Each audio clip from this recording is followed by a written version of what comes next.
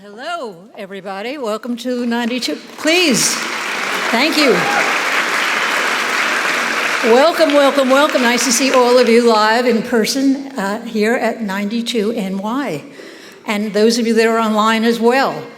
This is an interesting event this evening. I'm Sue Solomon, by the way. I'm the Senior Director of Talks.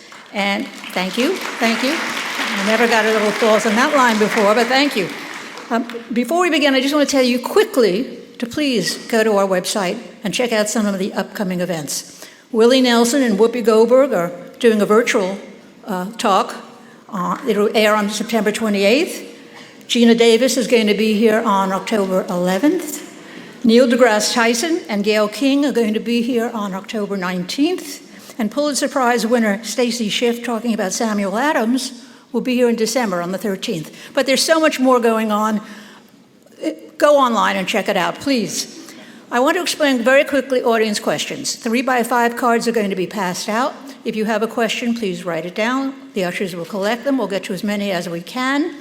And I hope you all know that we rely on your generosity and your kindness to bring events like this to you. And I'm delighted to be able to introduce someone who is a great friend of 92Y and of rock and roll. He's a director of our board, the Rock and Roll Hall of Fame, and a founding trustee of the Bruce Springsteen Archives and the Center for American Music. He's the founding partner of Jann Partners and a New Jersey native, which explains so much. Please join me in welcoming Mr. Barry Rosenstein.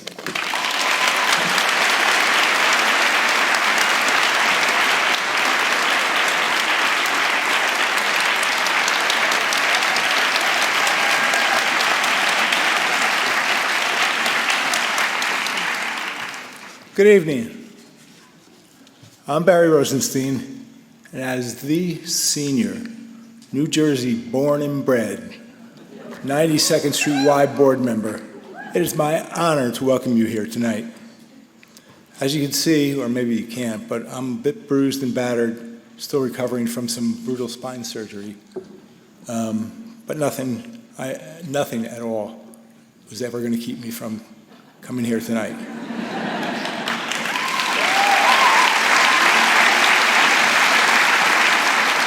I think tonight is going to be considered to be the greatest night ever at the Y.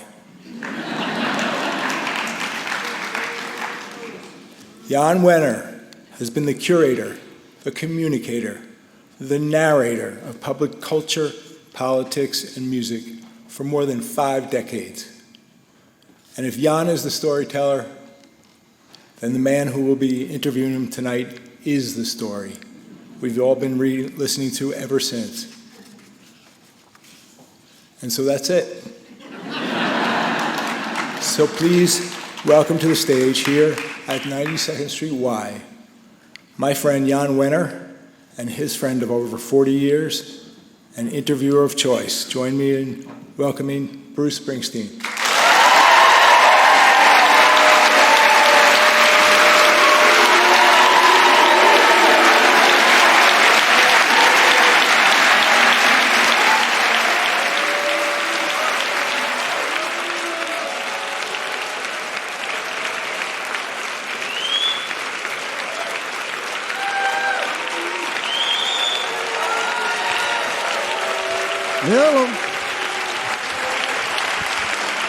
Hello.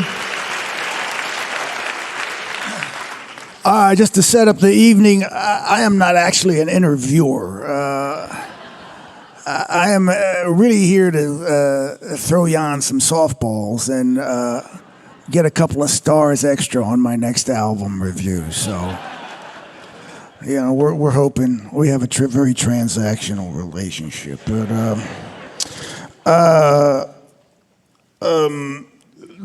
Jann and I have known each other a long time. We're both old men attempting to gracefully face our extinction. Glasses. Hearing aid. We are both in the Rock and Roll Hall of Fame.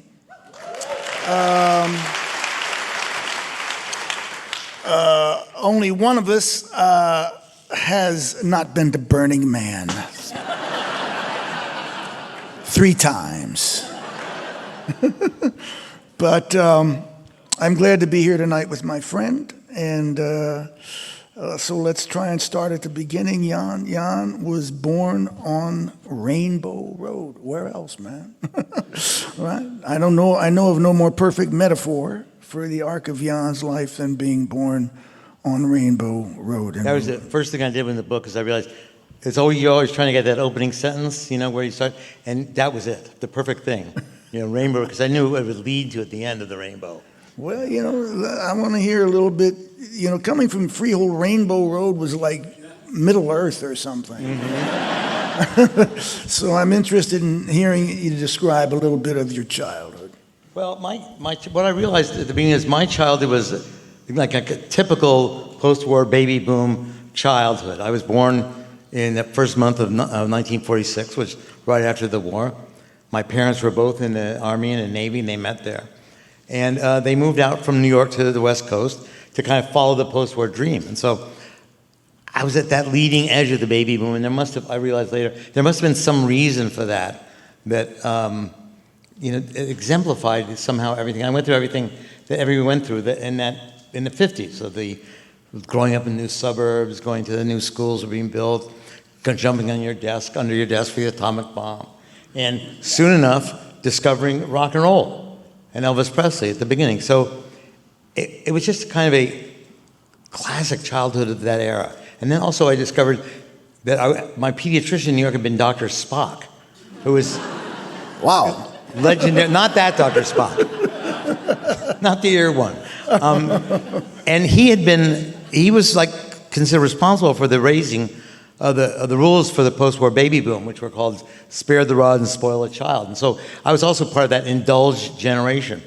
But it was classic, putting dimes on railroad tracks. Sure. We would go into the town when I was like 10 years old in a nearby town and press our heads up against the Sears window of the candy counter and sort of look lonely and poor and hungry. And then she'd hand you the chocolate, which was great. And until I was sent away to boarding school and introduced to a whole nother world. Yeah, I'm interested in that. You went to Chadwick School? Chadwick School. Tell me a little bit what that was like. I mean, it was like a change of life. All of a sudden I was with a bunch of kids who were more at my early intellectual level, rather than being at a public school where just, anything goes, and where at public school you learn just to shut up. If you know the answer, don't say it, which was a struggle for me. But there, I felt much more kind of my peer group, and you're away from home, my parents were getting divorced, and all of a sudden you're on your own, totally on your own. And in an environment that's meant to coddle kids, or with people and teachers who know how to handle obstreperous adolescents. I mean, that's their specialty. So you're just in a place where you made new friends, and after 5 years of being in the same boarding school with the same kids, it's your family. So you're with just another family. I always think of boarding school like Lord of the Flies or something. Wasn't it cruel or? it wasn't quite that. It wasn't that bad. It was a progressive boarding school. But there I discovered, for some reason, I wanted to be the editor of the yearbook and the editor of the newspaper and all these kind of things, and running for student council. And before I'd been like this outcast. Did you do all that? Yeah. See, that's kind of wild to me. Yeah. I didn't do all that. But, no. So you were thrown out of that boarding school. In boarding school, you started to write for the student newspaper. Give me an idea of where that came from and how that started. I don't know. The most memorable thing was I started a school newspaper, student newspaper there when I was elected to student council, a paper meant for the students and students only. And the theme of the school was the Mariners and Dolphin and all this nautical stuff. So I called my newspaper the Sardine. And Good. Then looking back at the Sardine, in there is a feature. When I was 16 years old, there's a feature in that thing on the front page called Random Notes every day, every issue. So, which I stole that point from the New York Times. which they don't realize, but they used. And anyway, and then we had the motto was all the news that fits. So The Sardine, that would have worked as a alternative book title also, Yeah. I think. But, so like a sardine. Yeah. you wrote for the student newspaper, then Berkeley, right? Right. Tell me a little bit about your time there. Berkeley was yet another world, and another moment where I felt I was at the beginning of something, like the beginning of the post-war baby boom, which I didn't realize that at the time. But at Berkeley came together three elements for me. It's a hotbed of political protest. It was the beginning of the student protest movement in the United States. Before I got there, they had the Slate, a campus organization, had run the House Un-American Activities out of town in demonstrations, and was now in the fervor of a political protest on campus by the free speech movement. Berkeley had also been sending an enormous number of students south to work with the Student Nonviolent Coordinating Committee in doing sit-ins and bus riding and all that early organizing stuff in the South. Anyway, it became a kind of pivotal and galvanizing political moment on campus with the demonstrations, which was followed by my discovery of drugs and was followed by my discovery of rock and roll. But the epiphany there was, in the student protest movement, I was walking on campus one day, and there was a sit-in demonstration going on in the main plaza of the campus, and Joan Baez was singing to the students. There's like 5,000 people gathered, and she was singing a Dylan song, "With God on Our Side." And up to that moment, I'd been, kind of a preppy, sort of fratty type, and when I heard that, and heard her singing, the beautiful, pure voice, and those ideas of Dylan's, you never ask questions with God on your side, and how the killers of Jesus, even Judas Iscariot, had God on his side. And that thing just made me start to question everything and think, I have to do something, and I was hearing it in the music. And you say that the rock and roll and music was the glue that held the generations together, which was a good way of putting it. If you were, but also I find at Berkeley you were in the middle of your tribe, which, in Freehold there was no tribe. The only tribe was the other tribe that was trying to kick your ass for the way that you looked. But the thing that was so important to me initially was the day I walked into that first newsstand and saw that first copy of Rolling Stone. There was that tremendous feeling sort of like, okay, I am not completely alone out there. And, it came out bi-weekly, it came out, and, I was down there every, the minute they got it off the truck, it was just incredibly, it was the first periodical that wrote about rock music the way that I felt about it, and the way that the few guys that I hung out with felt about it, was it was the survival guide for us at the time. It was really, something that was essential. Now, this was 1967. I first heard rock in 65. The Stones had Out of Their Head out, and I think I was 61. And I was listening to this like crazy, and all the times, and the mamas and pops, just the great stuff. And the more I heard it, the more I wanted to be part of it. You heard something, and it's hard to define.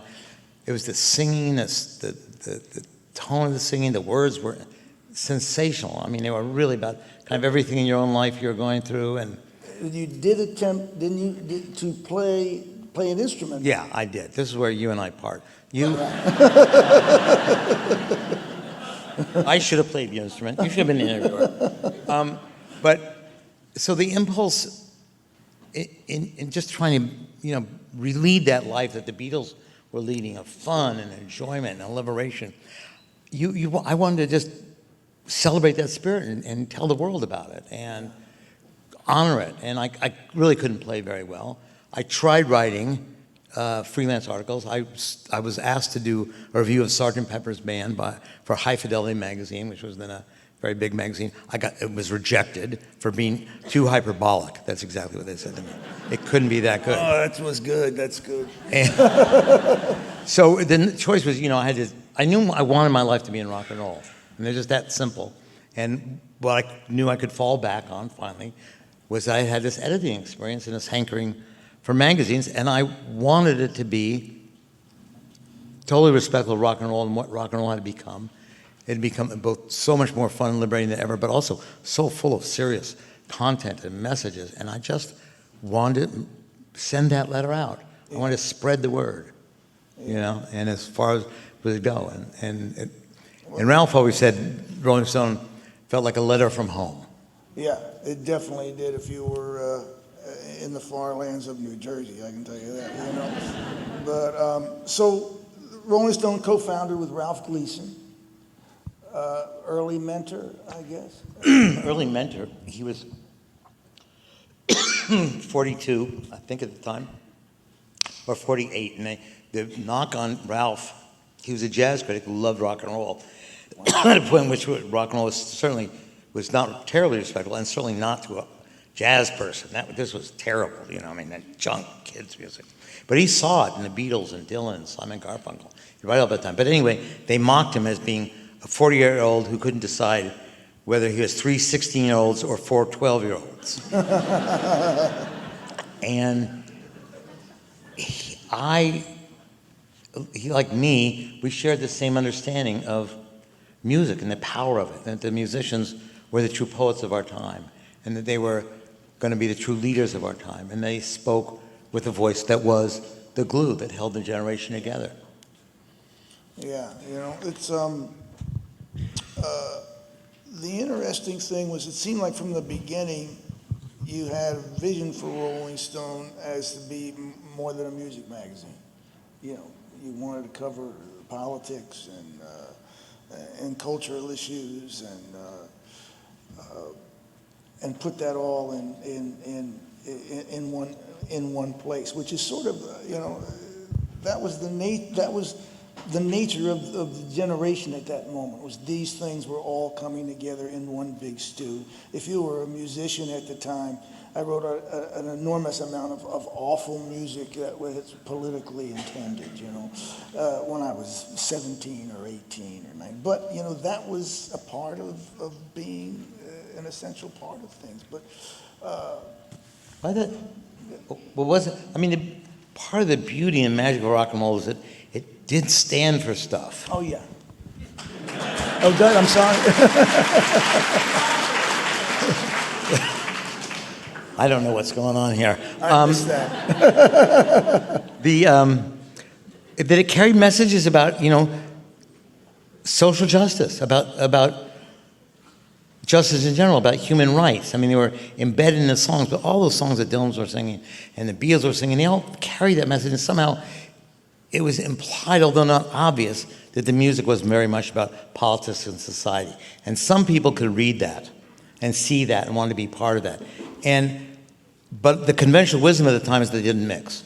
It was like, politics is wrong, you can't get near that, and it's useless. And on the other side, the political people think people are just, taking drugs all the time, and, not, where are you going to carry your salt in this situation? Well, it was interesting because I had a late night conversation with Bob Dylan, and sitting on the couch, and he said that timing had an enormous amount to do with the impact that he had at that particular moment.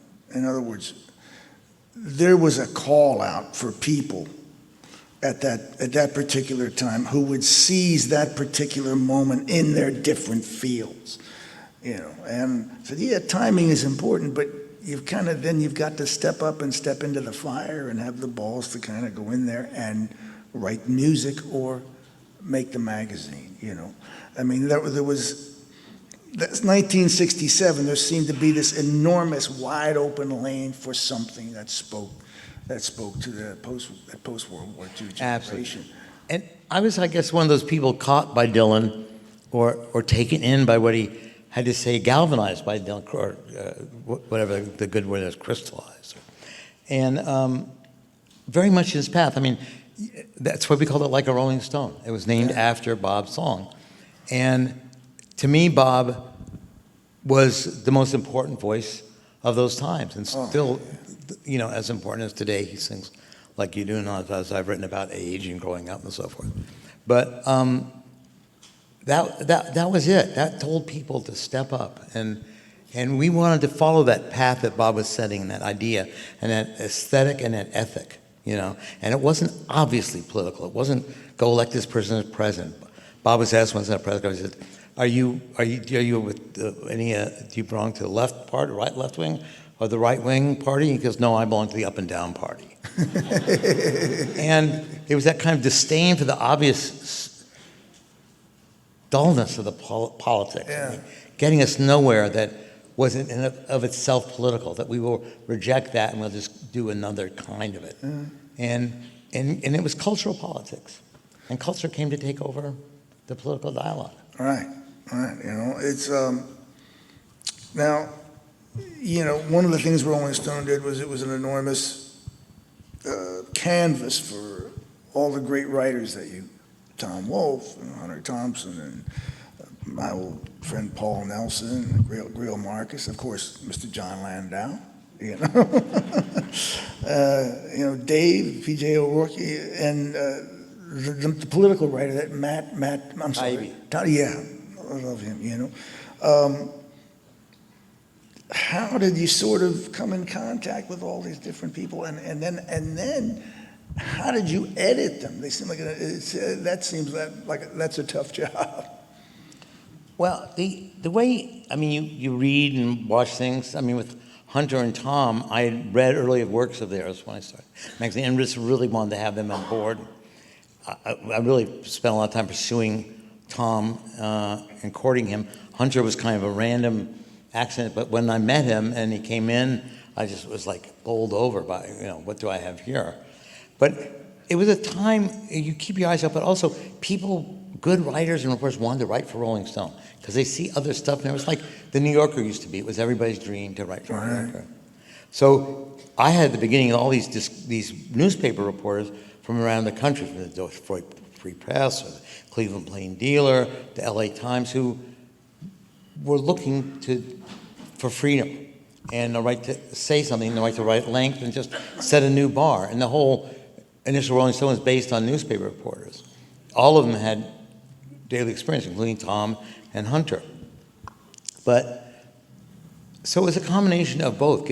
And for the writers, what attracted them, we did give them space. We gave them freedom. We gave them good editing, and we gave them great story ideas if they didn't have them their own to pursue. And the other, in terms of talent, I mean, I happen to be good at handling talent and understanding talent, whether it's literary or musical. That's an interesting thing.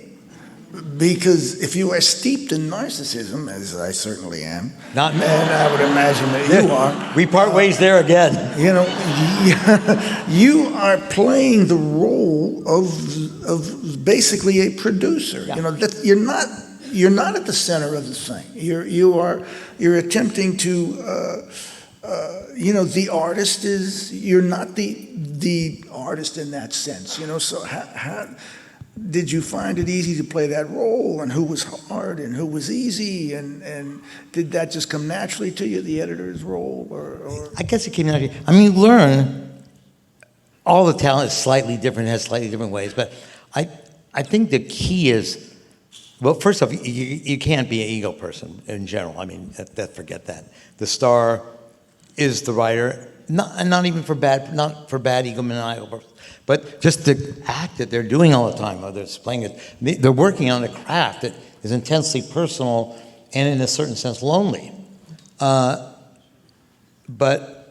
they're the star. But I always found the model is you want to steer the talent in a direction that it wants to go, and let them. You know, you see what each of them, their needs are, and you just kind of. Some people you have to put a hand on. Other people just step out of the way. I mean, I didn't do much editing on Tom Wolfe, you know, and the only reason I was editing You know, the most editing I ever did on Hunter was just because he couldn't make the deadlines and because he was some frenzy. And so I knew better than anybody how to stitch his stuff together and make it work and write the headlines and the transitions.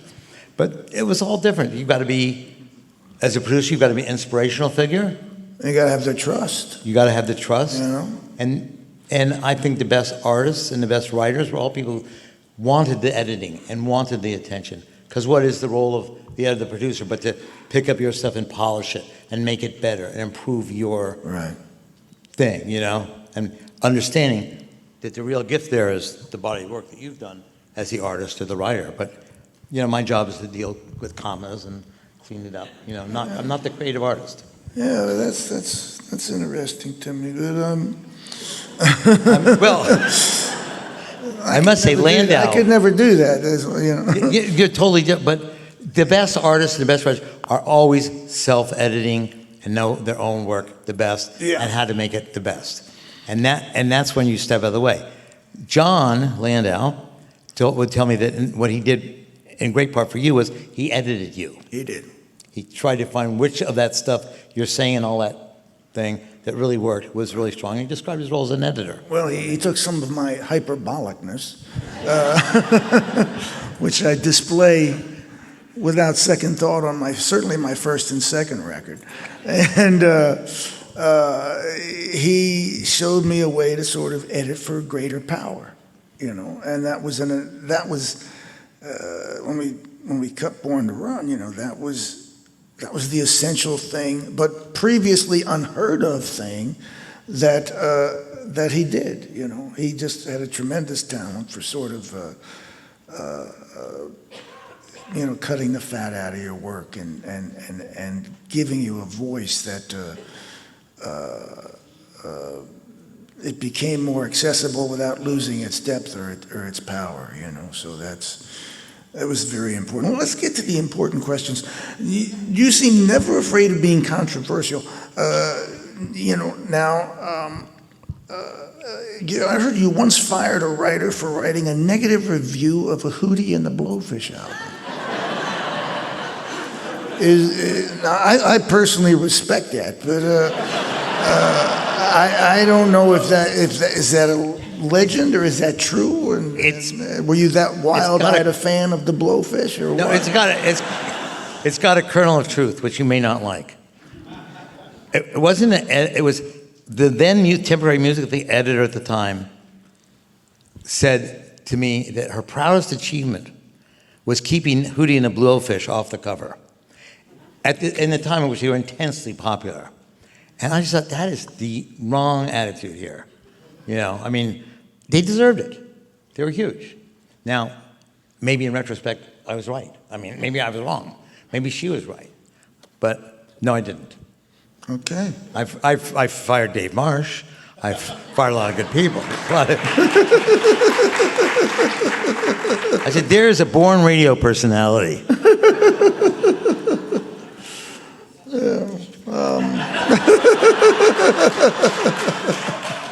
Now, when Rolling Stone moved to New York City, I'd say if there was a before and after that people look at, that was a big move. Where did that come from? Because you're sort of saying that was just a big move symbolically, and how did that alter what the magazine became, and what your intent was and your goals were? It's another one of those moments where it was a matter of timing, you know, it worked out, which I didn't see at that time. I came to New York, we moved to New York, partially because my wife Jane was scared there was going to be another earthquake in San Francisco, and she didn't want to be there for that. And I thought, okay, that's legitimate. But to make it was out of ambition. I wanted the magazine to get bigger. And the talent for magazines in writing and advertising was all in New York City. The magazine at that time was half New York, half in San Francisco, and we just simply had to be in one place. And so it was really to grow the magazine with all that access to talent. But what I didn't, then the unexpected consequences were, at that time, really San Francisco had lost its creative energy of the 60s and that rock scene there and all that, the arts and the germinating of the Black Panthers and all the political stuff.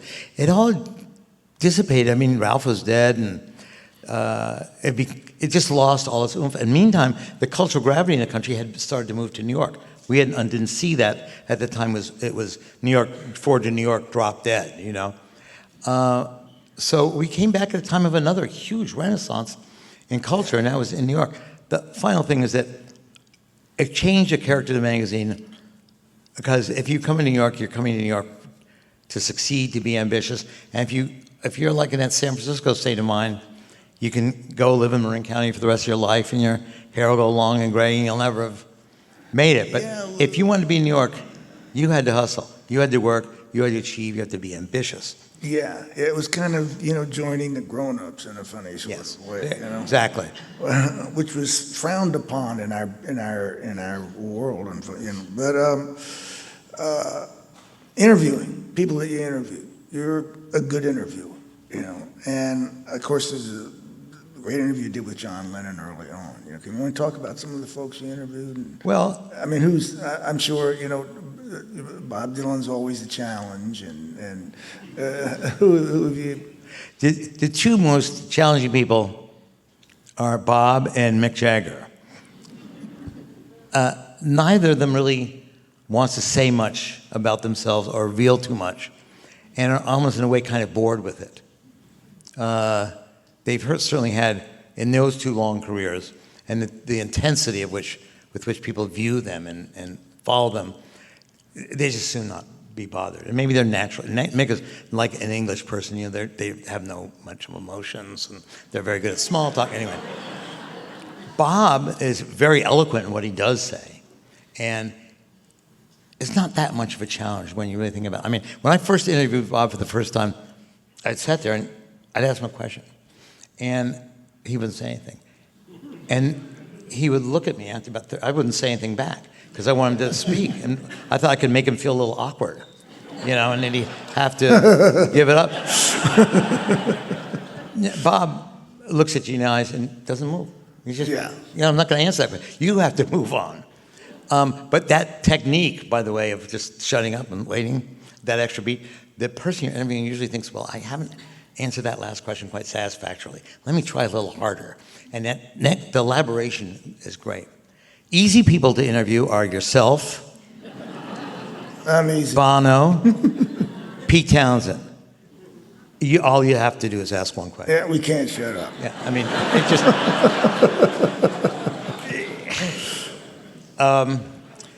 with some, yes. And then the politicians are tough because they're so programmed to, usually you interview them when they're running for office, which is what my interviews always were during the middle of a presidential campaign. In an environment they know that they make one mistake, they can be run fucking out of town by the Republicans. For just one silly thing, one meaningless thing. So everything, and plus everything they want to say has been pre-tested and polled, and what the right position is, and so it's tough to get them off the message. But I think my interviews with them all turn out good, because instead of asking kind of gotcha questions or what they thought about the NATO pact or whatever it would be, I would just try and examine them personally. How are you feeling about this job? What's the most fun thing? How do you feel when Gorbachev walks in and says this, that, and the other thing? What was it like to shake hands with Arafat? Stuff like, and then you measure the individual and get a real sense of them. And they were all different. I mean, like Al Gore was a real show-off in terms of he knew everything in the world. The name of every prime minister in West Africa, okay. And you have to stop that and say, enough. And Bill was like that too, a real kind of show-off, and talk about, he was really interesting because he'd say things like, they got, talking about that NATO, he said, well, they got madder than a hen in a, backyard, some southern-ass thing that was fun. And Obama was like this totally cool customer who was really frustrating to interview, because Obama speaks slowly in measured terms. He can form a full sentence, whether it's 5 words or 50 or 70 words, and he knows where he's going, and he certainly is not going to say what you want to say. All right. And what's it like interviewing President Obama after Hillary's loss that morning? Oh, man, that was an incredible episode. We had set up I was getting one of the 2 exit interviews he was going to do at the end of the presidency, and it was pre-scheduled by a month, and we do it the day after the election in the White House. And so I thought, and I prepared for an interview, which was going to be like, isn't it great? What's your lessons for the country? And how do you think Hillary, what's your advice for Hillary? And blah, blah, blah, yeah. The night before was certainly one of the depressing nights, you know, and waking up that morning, we might have spoken that morning, I don't know. But I called the White House and said, do you want to just skip it and we'll do it another time? And he said, and Obama said, no, come down now, let's do it now. So I went down to Washington, down my son Gus. You get off the plane, it was cloudy and miserable and cold, and we got to the White House, and it was deserted. There was like nobody there. I mean, it was empty. They'd been up all night before.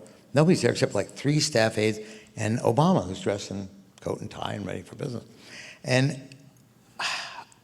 you want to say, how do you really feel about the Trump thing? I mean, that is the most depressing thing. What are we going to do? And you knew that you really couldn't ask those questions because he wasn't there to diss the next president of the United States. He was there. The tradition was to be supportive. And I said, you know, come on. And I kept on saying that, come on, Barack, be honest. You know. you have to respect his position, and I did. And he said, well, you know, that when he sits here in this desk and there's a portrait of George Washington on the wall, and it'll change him. I said, oh. I don't think at age, 76 it's going to change. But, you move off that point. And he finally says, look, if you want to get depressed and you want to curl up in the ball, fine. I'll get you depressed and you can curl up in the ball. Right. But I say, and then he had some very good prescient device saying, look, we've got the vote. That's the most thing. That's what you got to do. You got to get organized and don't give up. Losing an election is losing an election. Losing my mother is a tragedy. This is not a tragedy. Get up, fight. Yeah. Yeah.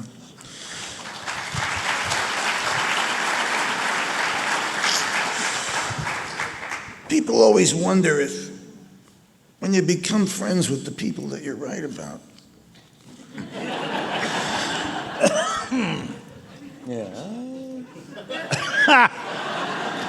Ain't gonna happen. We befriended each other. I thought, maybe I'll get that extra star. Now, here I am. I'm stuck with you. But what was it like, sort of? I mean, you ended up in a situation where all these people became your peers, and because I know Jann is a crazy fanboy. Jann loves music, he loves musicians, and he can't help himself.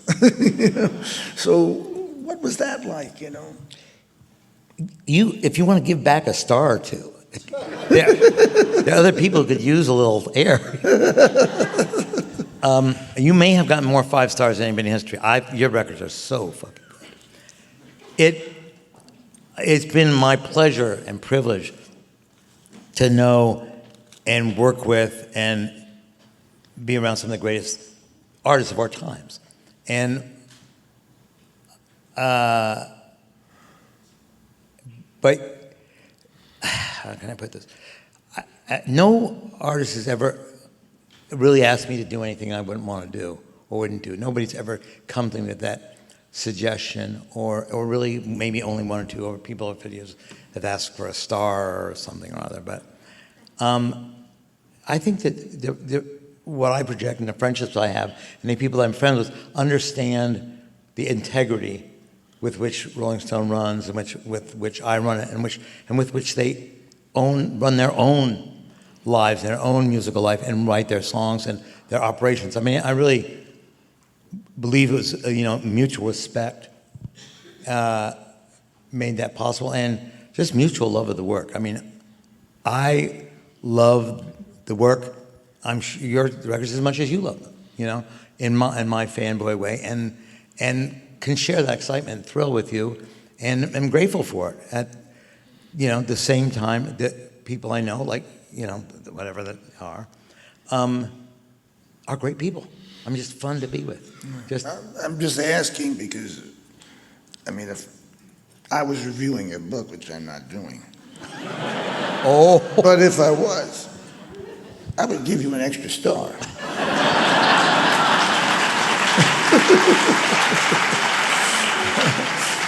I think one of the most fascinating parts of the book is, as I said when we came out, that we are old men attempting to gracefully face our extinction, though I don't think I want to see you gracefully do it. As Pete Townsend said about the Rolling Stones, don't grow old gracefully, my friend. It just wouldn't suit you. You know?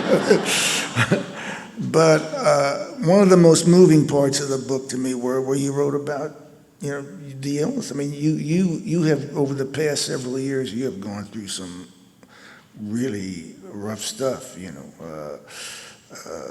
A heart attack, you broke your femur, right? And I mean, you've operation. Yeah, big back operation. I mean, you've just really, I've watched you struggle through a lot of it. And the book, you write really, really well about it. And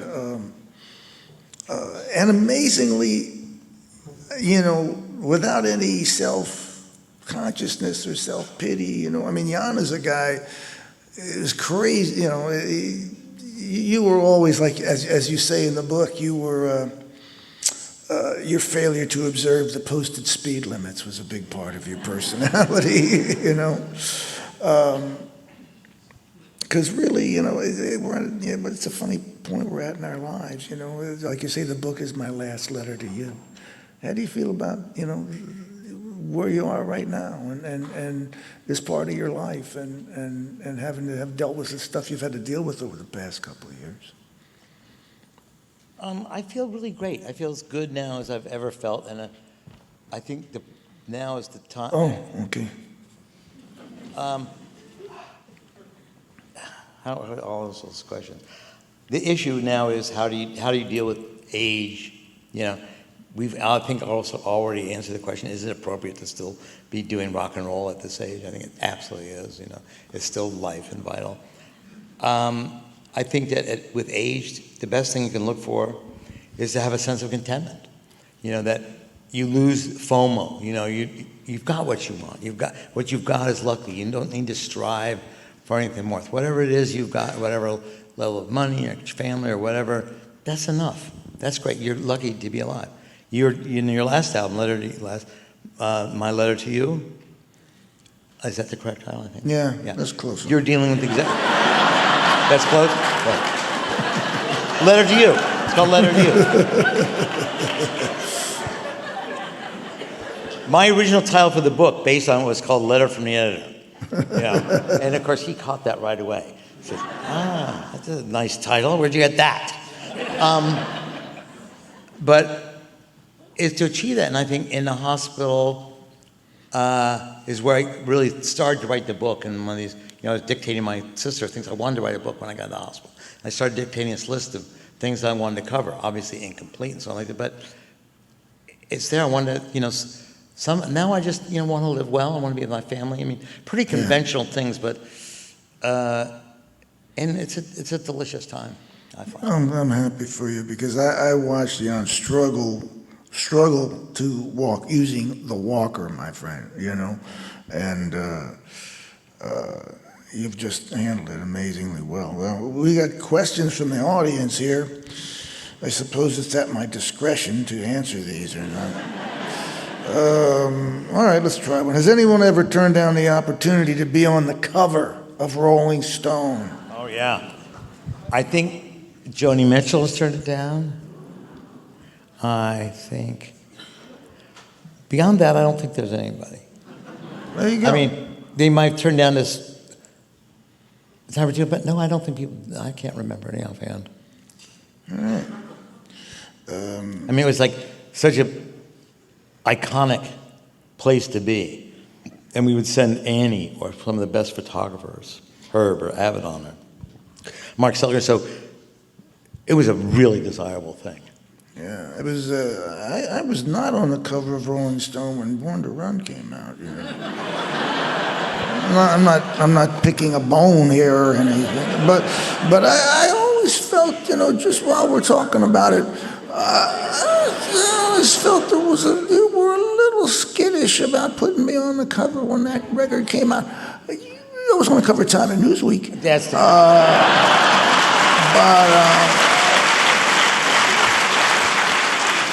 he was an establishment pig at that time. That's right. Let's just go on. I mean, nobody ever got on the cover of those two magazines at once. Bruce, it was a big publishing moment. It's a huge controversy in New York media between Time and Newsweek, and it went on for days. How did he, where did this get? And of course, my old pal and editor John Landau didn't say, well. Yeah, but the worst part about this was the IRS noticed. No, I hadn't paid a penny in taxes when I was on the cover of Time and Newsweek, and IRS found out about that. And it took me about 10 years. If you could pick, I like this one. If you could pick only one issue of Rolling Stone to give to the aliens, what issue would that be?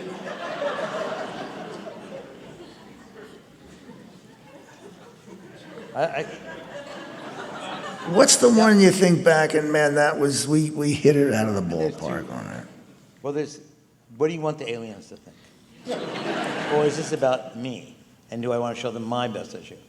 I would be concerned about the aliens, and so I would give them, seriously, an issue with either you or Bob on the cover. Okay?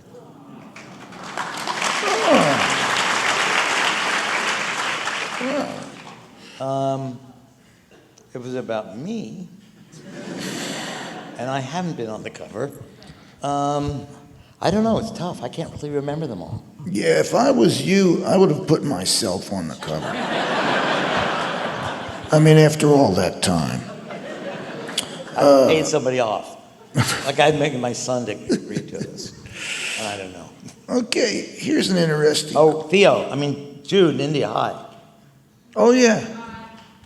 Stand up, say hello for a second. Oh, there they are.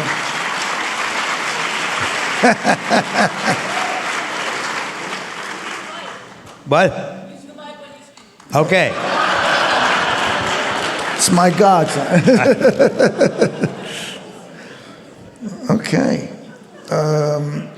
Does rock and roll still, and this is an interesting question because Rolling Stone defined the rock era in a sense that you were post-rock and roll. And if you consider rock and roll to be like Jerry Lee and Chuck and all the originators. And pre-hip-hop. Does rock and roll still have an important message for the next generation? I'm interested in the answer to this one myself. Does it, rock and roll of what era? Of the post-Chuck Berry era? Yeah. Have a message in these times with all the hip-hop around? No, just with in general. Just, is there a message? Is rock music still vital enough to carry a cultural message, do you think? Yes, it is. I mean, not with the same intensity, because hip hop is carrying great messages, and for a long time has really vital, important stuff, as well as all the silly stuff about swag and so forth. Same with others, but rock and roll was married to that particularly historical moment in the 60s, where, as I say in the book, that was married to the post-war baby boom generation, which was the biggest, wealthiest, and best educated generation of Americans in history. At a moment, and it came into its early adulthood in the beginning of the 60s, when all this music exploded by these great originals, Bob and Mick and so forth like that, all working the same thing together at the same time, much like, say, in Paris, you had Matisse and Picasso and Leger all in one mix. And at this instantaneously, the technology came along to spread this music around the world. And finally, for free, everybody can get it. So I think that moment made it so hot, the heat was so high because of those factors. And I don't think we're going to see that again. Yeah. And so I think but in and of itself, I listen to rock, it still carries this huge message to me. I must say, not to flatter you again, but stuff you're doing, stuff I see Bono doing, Bob doing, writing about things in their own lives that are happening now and the world around them now keeps it so vital and so interesting and original and so passionate that it's still incredibly powerful stuff to listen to. Yeah, I have to pretend like all of that's true, whether it is or not, actually. I mean, my job depends on it, you know. It's one of those. Let's see what we have here. But I make the distinction that, like the Stones, who I love, the best rock, whatever, but they don't write new material anymore. So you go to a Stones show, and it's fantastic, but it's an oldie show. And if I go to a show, not your show, but... Thank you. But that, like you two or Bob is doing, they're talking about things that are going around the world around them, and that they see, and they're also talking about their own aging process. Things that are going through their maturity. That's maybe, Anyway, I take it back. All right, let me see. I asked that one already. What are the 5 most important records? Let's just say for you.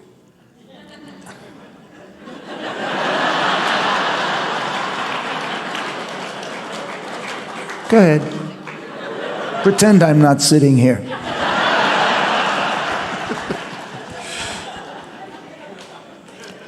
Once I ran into Bob Dylan backstage, and he's meeting me there. He goes, "Say, how's your friend Bruce doing?" I said, "Well, he's doing well. He's going around touring, now and doing a whole single record all at one time. Like I think he's now touring, doing Darkness on the Edge of Town." Mm-hmm. And Bob looked at me and goes, "Man, I should think that. Maybe I should go around doing Dark Side of the Moon." All right. I'd pay to see that. Yeah. It's just an impossible question. It's an impossible question. Do you have any regret? One item on top of your bucket list that you didn't get that you might, There's nothing I feel I missed. There are mistakes that I made in some of the articles published or not published. Some of the people I hired didn't turn out so good, but I don't have any big regrets, And if they're gone. I wish we hadn't published the UVA story. Yeah. But is that a regret? Yeah, it was a mistake we made. And I regret it. But do I feel my life is different, or would have been different? I didn't make that mistake. No, I'd take what I've got. Right. Jason Bowangi, are you out there? What? How do you say it? You're Italian, Bruce. I know it's kind of not written well here.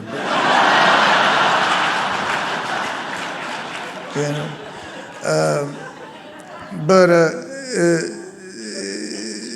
it's a beautiful name. If you can go back and ask one artist a question you never got to ask, we're getting a little far out here now. What would that question be? Which artist?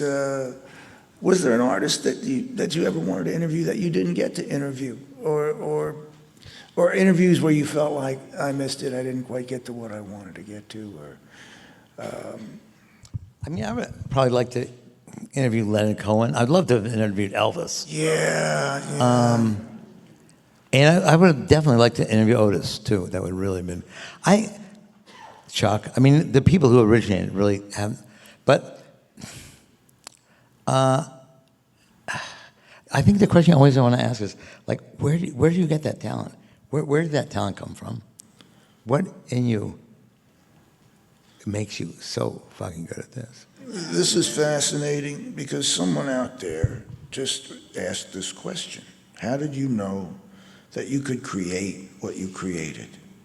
What was inside of you that allowed for that?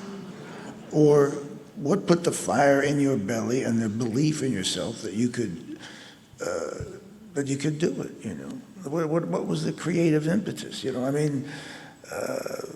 look back on my own stuff. I go, well, I was angry, and I felt invisible, and I wanted to be heard, and I had a variety of different feelings from growing up the way I grew up with my parents and their lives. I sort of.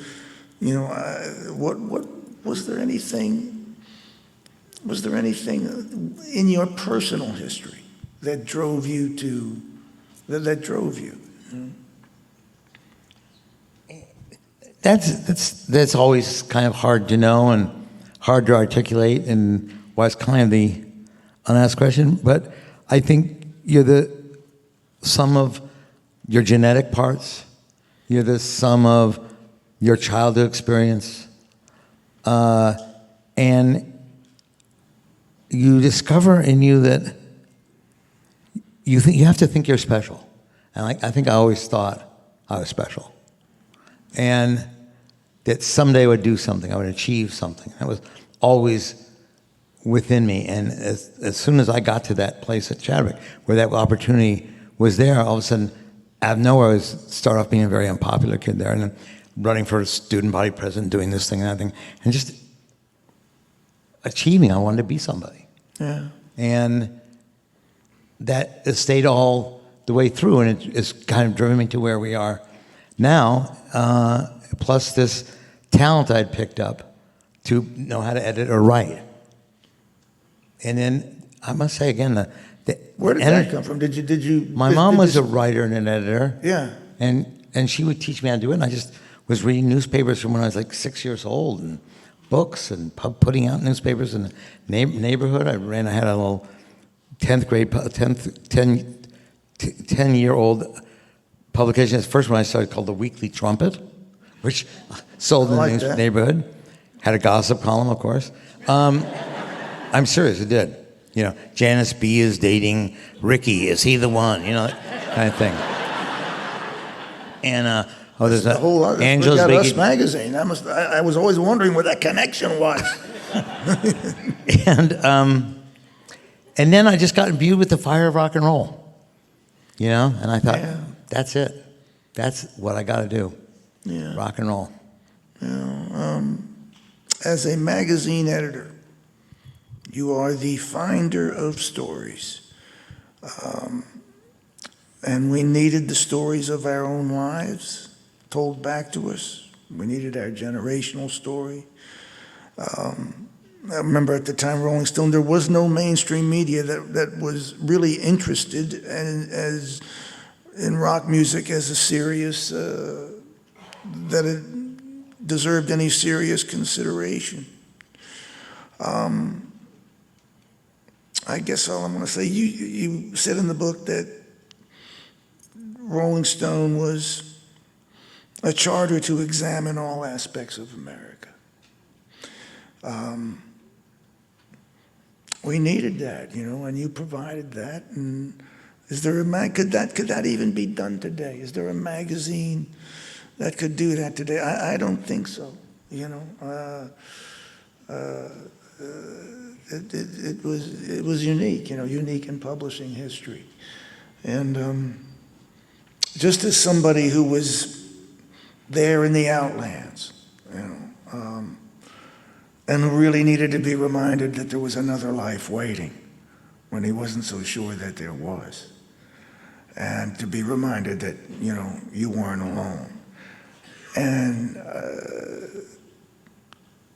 the magazine provided an enormous amount of fuel and companionship for all of us who were out there and who needed it at the time. So I'm just going to finish off by saying, you did a good job. Thanks.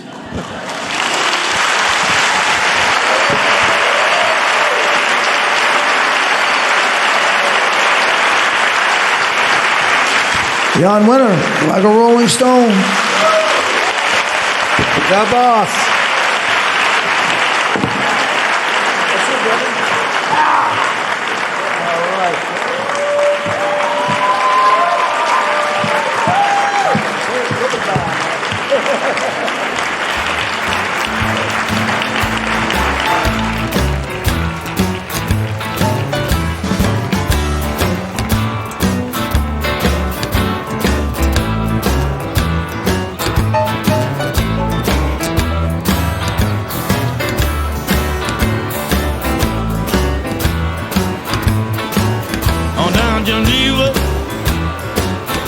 Be your helping hand.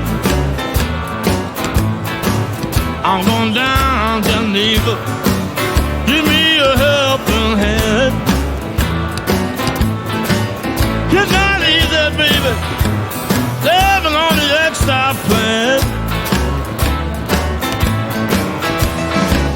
Down on the bottom, down to my new pair of shoes. Down on the bottom, down to my new pair of shoes. I'm down by the lakeside, thinking about my baby blue. Last night I played a gig in Salzburg, outside in the pouring rain.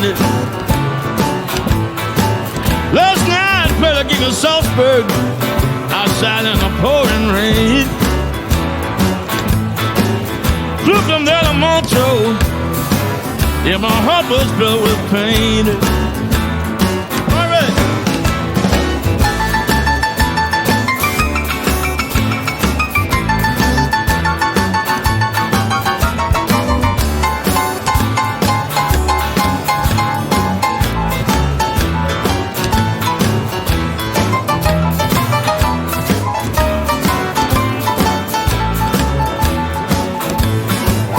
Look out my window, look at the way things are.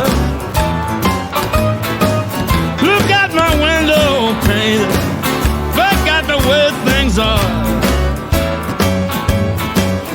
Just wonder how did things ever get this far?